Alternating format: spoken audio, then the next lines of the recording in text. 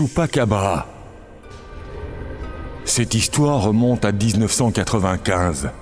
Ryan vivait dans un village du Mexique avec sa femme Rosie et Alex, leur fils de 15 ans. Ryan possédait l'une des plus grandes fermes du village. Il avait aussi beaucoup d'animaux. Un jour, Ryan appelle Alex. « Alex, je dois aller en ville pour un travail important.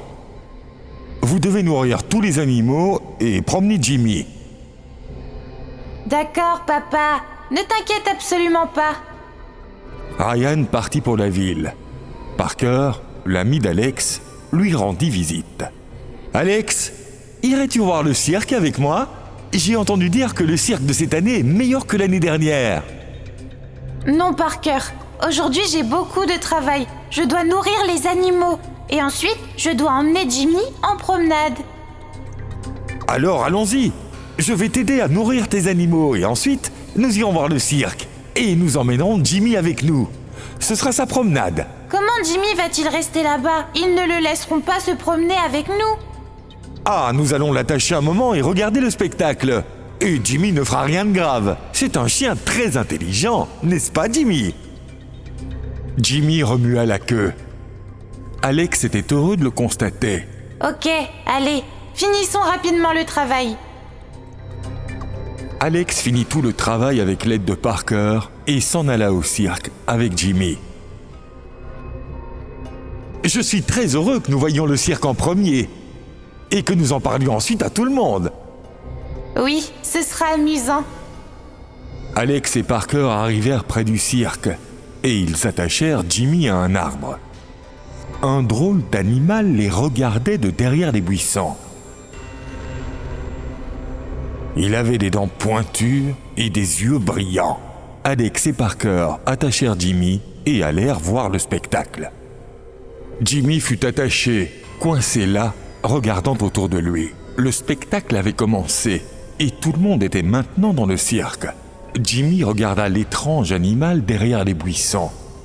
Il se mit à aboyer bruyamment et à tirer vigoureusement sur sa corde. Cet étrange animal sortit et se tint devant Jimmy.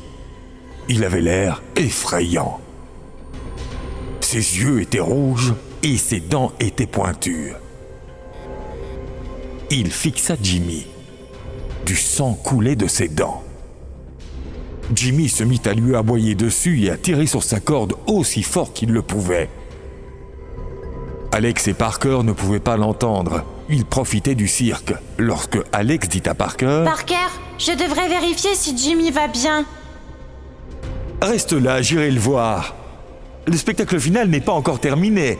Ok, reviens vite. Parker sortit du cirque et jeta un coup d'œil vers Jimmy. Puis, il vit la corde attachée à l'arbre et Jimmy avait disparu.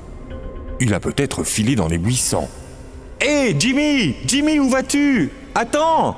Parker courut derrière Jimmy et s'enfonça dans les buissons à son tour. Parker chercha Jimmy, en vain. « Où es-tu parti, Jimmy? Que vais-je dire à Alex ?»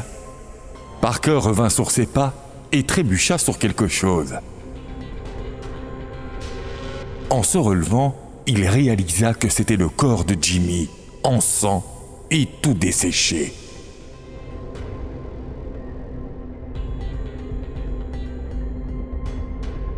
Parker pleura en voyant Jimmy.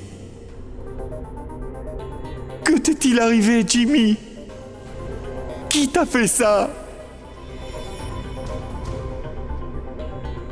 Parker pleurait et cette créature effrayante regardait Parker et se mit à grogner.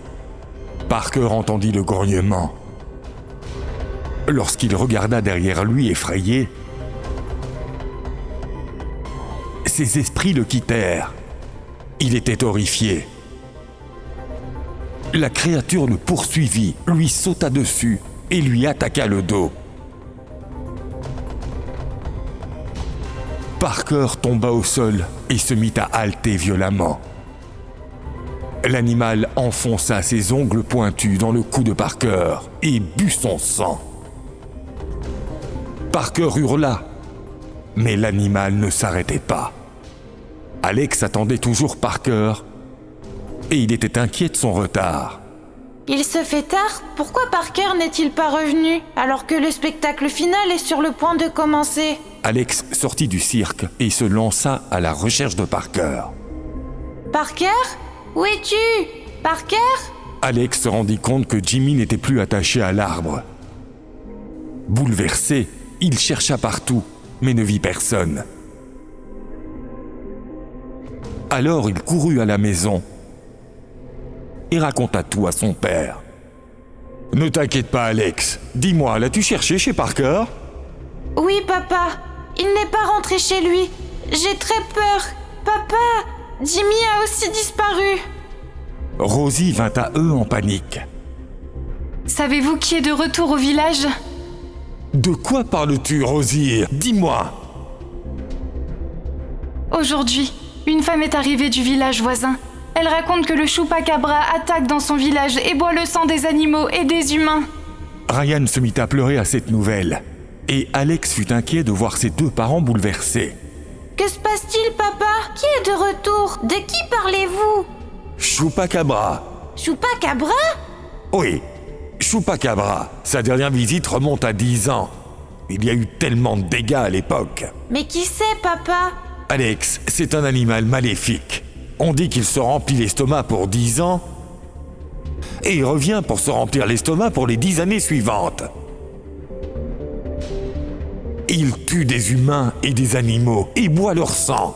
Alex est effrayé et se met à pleurer. Papa, Parker et Jimmy ont disparu. Ne serait-ce pas cet animal? Ne t'inquiète pas, Alex. Nous les retrouverons. Viens avec moi. Non, vous n'irez nulle part en ce moment. J'ai très peur. Ne panique pas, Rosie. Ferme juste la porte de la maison. Alex, conduis-moi à ce cirque. Ryan prit un couteau et partit avec Alex. Le Chupacabra observait la scène de loin. Ryan et Alex rejoignent le site de l'incident et se mirent à la recherche de Jimmy et Parker. Chez elle, Rosie se préoccupait de Ryan et Alex jusqu'à ce que l'on frappe à sa porte. On dirait qu'ils sont de retour. Aussitôt que Rosie a ouvert la porte, elle fut submergée de peur. Le Chupacabra se tenait en face d'elle. Ses yeux rouges la fixaient. Elle cria et le Chupacabra lui sauta dessus. Entre-temps, Alex et Ryan en avaient assez de chercher Jimmy et Parker partout. Papa, je suis très inquiet. Allons chez Parker. Sa mère et son père doivent être inquiets pour lui. Tout est de ma faute. Je n'aurais pas dû venir ici. Nous les retrouverons, ne t'inquiète pas, Alex. Allons-y. Ryan et Alex se dirigèrent vers la maison de Parker. Alex constate alors que la porte de leur maison est ouverte. Papa, la porte de notre maison est ouverte. Mais qui viendrait chez nous à cette heure de la nuit? Ils se précipitent tous deux vers la maison et voient les taches de sang sur la porte. « Rosie, où es-tu » Ils virent Rosie allongée sur le sol et son corps desséché. Elle saigne du cou. Ryan et Alex s'approchent de Rosie et commencent à pleurer. Le Chupacabra se prépare à chasser sa prochaine proie. La fin.